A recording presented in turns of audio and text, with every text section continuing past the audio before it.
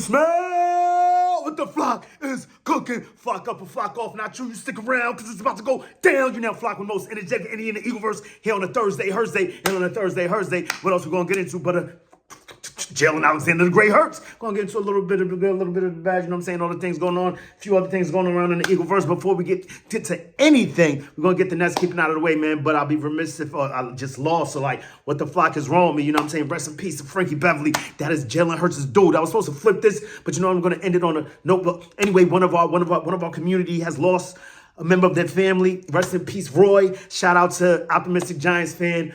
Yeah, you know, and we're just gonna leave it at that because. Yeah, you know, because we like to keep the good vibes, the good tides in here. But man, I just had to let that go, man. But to Frankie Beverly, I'm listening to Frankie Beverly. I'm like, bro, because you know that's one of Jalen Hurts' favorite guys. You know what I'm saying? Favorite bands. Frankie Beverly and Maze. If you don't know, Frankie Beverly of Maze. No, it used to be they used to call Frankie Beverly and Maze, right?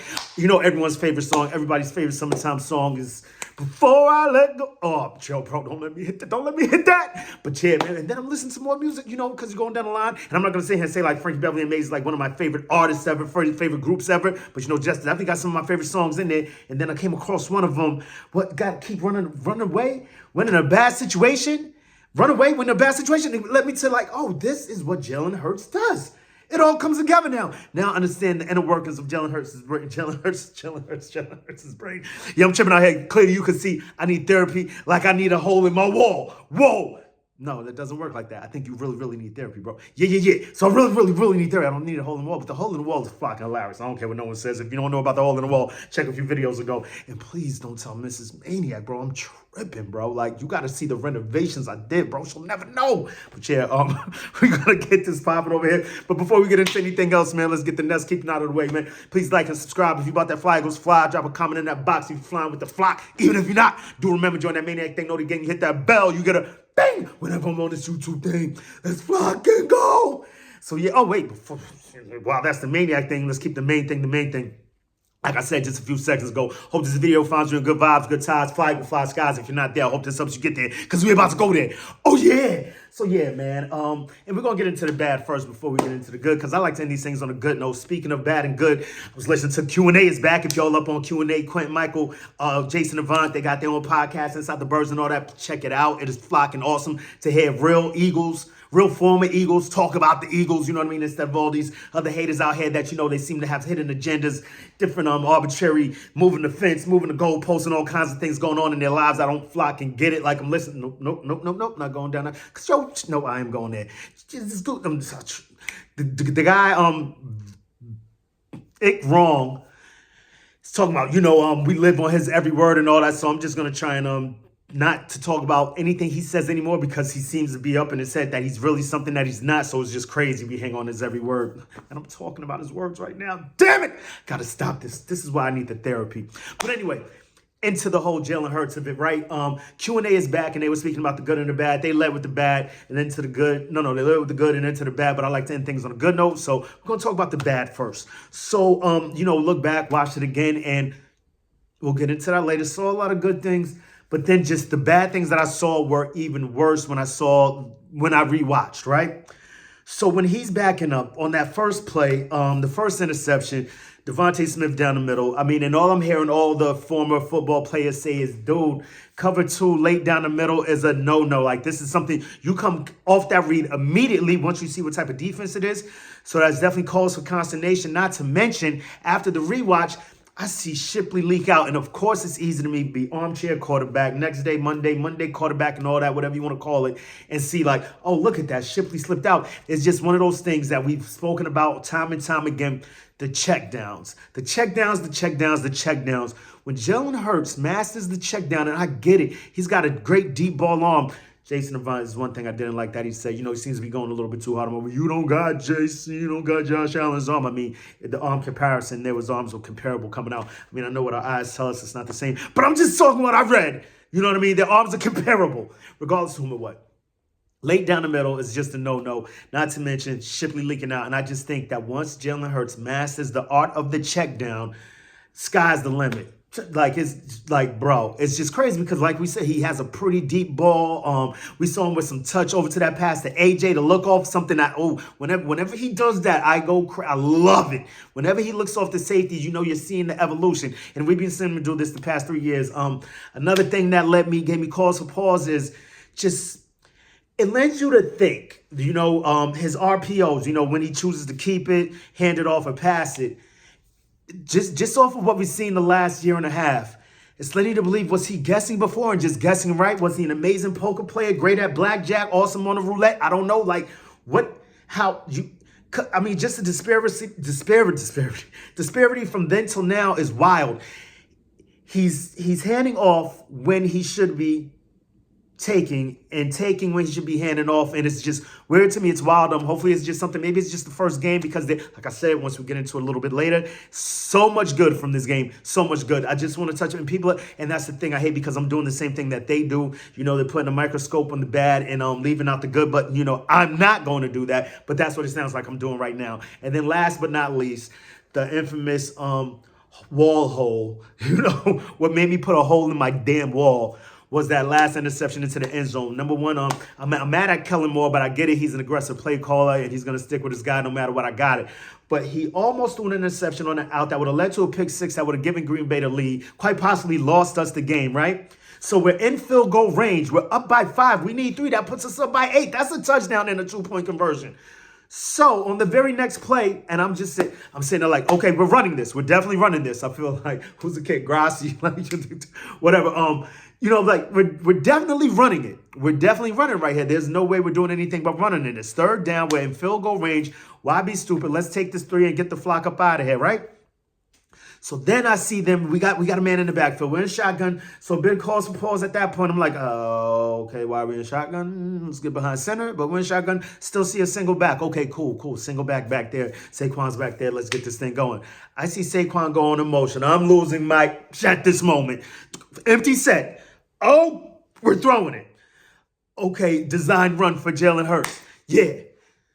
Now, the play goes, and it's not a design run. I see the pocket is things I want to say, one of the prettiest pockets I've ever seen in my life, right? Like it's there. He does that thing again that we can't stand, but whatever, it's what makes him him, right? Like I always say, man, you change somebody, you take away parts of them that make them who they are. And he's a phenomenal, I love him. He's a great quarterback in my eyes. I look at the world through colored glasses, you know what I'm saying? Jelly H1M, that's my quarterback. But regardless of what, he leaks out of this great pocket. Then proceeds to throw across his body. I am out of my mind right now, across his body. And then boom, Jair Alexander picks it off, and I forget what I threw. I kicked something else, and just, baby tap the wall, hole in the wall, whatever, cool, So when I come back, I see that Green Bay's got the ball like the 10, so I'm like, oh, cool, all right, Jair, because it looked to me like Jair Alexander was about to take the knee and all that, but he decided to come on, so that's good for us, good on our behalf. Thank you very much, love it. Not to mention, so I'm hearing a lot of people say that, the throw down the middle, I believe Dave Zingaro said the throw down the middle wasn't as egregious to him the first pick, and then the second pick, just like everyone else, lost his mind. And then, I'm hearing a lot of people say that on that second pick, though, A.J. Brown lost his footing. So, that caused him to not be able to play defense again like he did on the previous interception that Jalen Hurts almost threw. Yeah, it's very upsetting. I know to speak like this on a Hurts Day, Thursday Hurts Day, but it is what it is, man. If we're going to talk about the good, we got to talk about the bad, right? So you just got to get that out of the system, you know what I mean? Cleansing, goose baba, foos baba, and all of that, right? So gets rid of that. I don't think it was a good play at all. Furthermore, I just think that if he would have stayed in that clean pocket and what's his name on the A.J. Brown on the scramble route, he was wide open. And if you're in the pocket, I think he had enough strength to get that thing in there crazy, because then that was the last piece of it that just hurt the most. That, you just loft that thing up there, which you can't do across your body over the middle. But that's the bad. Out with the bad, in with the good. That's what you do. You got to cleanse it. And boom, this is what therapy's all about, y'all. Yes. So we've got that going on. But then we've got the motion going on. I believe, I forget his name, Hawkins, the new guy on ESPN on Wake Up and all of that. He gets on my nerves sometimes, but he brought up a good point. At least this is where I heard it from. Jalen Hurts was 16 of 21 in motion, 2 touchdowns. You know what I mean? So Awesome. Let's keep this thing going. I'm loving that. The fact that the motion, the thing that we've been cramming, the thing that we've been reaching for, wanting so bad over the last 2-3 years is finally here, and it works. And I can see Kellen Moore switching it up, like he said in his press conference yesterday to me, using it for actual use purposes. Using it in times of just as a decoy, just, to keep the defense on their toes, to have them looking at different things at all times. So we're confusing the defense, not giving them an easy go at it. And the route formations and all kinds of things, these were awesome. So we got that 16-21 out of motion for 2 touchdowns. I believe against the blitz, he was 6 of 8 for X amount of, I believe, 93 yards or something like that. I believe the yardage on the motion was something like 212. Regardless of what, these are beautiful things, and seeing him implement this offense and come out here and execute. And not to mention, this is the other thing that I try to bang home on these people, on these Sirianni haters, all these dummies out here talking about what is Sirianni here for? Like, what does he do if he's not doing this, that, and the third, man? You got to think about situational football, and he is a situational. We're about to start calling him Nick the Situation Sirianni, bro, because situational football is this thing. From what I understand, from what I hear, for all intents and purposes, that he is a whole psycho when it comes to situational football at practice, and it has been clear and evident over the past 3 years. Well, not so much last year, because sometimes the guys went rogue because of the offense they felt was so vanilla,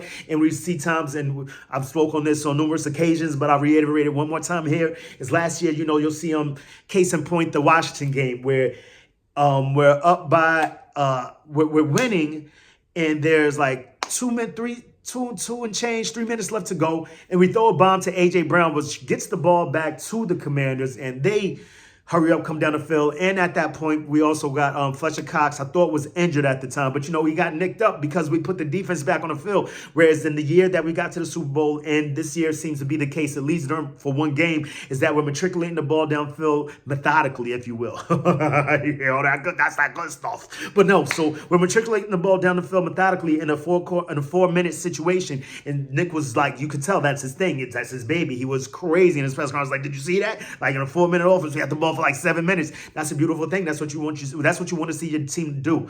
Time of possession, dominate the field, dominate the clock, change of field, whatever the case may be, it's going to be to our benefit, regardless of whether we're using time, whether you're changing the field position, or go figure, go score, get a field goal, whatever the case may be. So a lot of good things, and who was the head of that offense on the field, the field general, Jalen Hurts, and he maneuvered those things, he ran those things methodically, geniusly, like just amazingly. And I'm just, going to give it up to us, as we're going to beat them up, but we're going to build them back up too, because, these are things to build on. I think the other stuff, things we could clean up, easy to say that when I believe he's averaging an interception a game over his last 17. So that's not a good thing. So it's not an easy thing to sit here and say that it's easily swept up, because we saw Raird's ugly head again last game.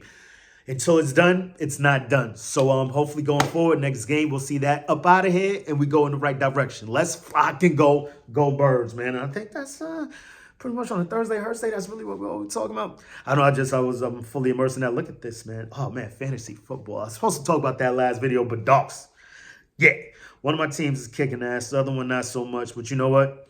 We'll be good. We'll be good. Just like our Eagles are going to be good. Yeah, Shipley over the middle. Oh, and then the other thing that's just grinding my gears right now, just got to get off my nuts, get off my chest is, it's just aggravating to hear people out of one side of their mouth say, Huff, we paid Huff all this money for this, that, and the third. But then don't look what we grabbed in the bargain bin and be happy about that. Why can't we just, I understand these things are mutually exclusive, but, you can attack one while attacking the other, while embracing the other. It just seems foolish to me. Number one, it's not our money. And if the defense is looking all right, no, we do want some pressure, though. What am I talking about? What the flock am I talking about? We did get some pressure from Zach Baun. But like I said, we went to the bargain bin, snatched up Zach Baun and Mekhi Bechton. Amazing. Bottom tier money is going towards these two guys. And then you have Bryce Huff, which in my estimation, he's, what are we giving him? 17 a year, top defensive ends, top edges. This is what they call them now, right? Top edges in the league are getting like $30 million now, right? So he's getting about half of that. So much like I was saying in the offseason, in the bowl season, was that, if he's situational for that amount of money and he's still giving us double-digit sacks, much like he did the last 2 years in New York, so I'm with it. I'm not sure if 2 years is quite the case, but definitely last year, right? If we could get double-digit sacks from him in a situational aspect, then I'm with it. Like that, we're paying him half of what an elite pass rusher gets right now. So if he's able to give us that, and he's still that situational guy, listen, I'm all here for it. And furthermore, and Vic Fangio said it himself. Some people are like all up in arms, like, how is Brandon Graham supposed to be on his farewell tour? Vic told you ain't here on no farewell tour stuff. Like, bro, you're that guy. Brandon Graham still got some in him. I was upset that I didn't see more of him last year. But anyway, he seems to look fresh out there. He was putting the pressure on. You got Zach Baun, like I said, once again, he's out there doing work. Nolan Smith even seeing him a little busy in the backfield. And we all know how this thing goes on the slippery surfaces. The same thing that happened in Arizona. 0 sacks, then 0 sacks. Well, we got 2 sacks last game. 2 or 3.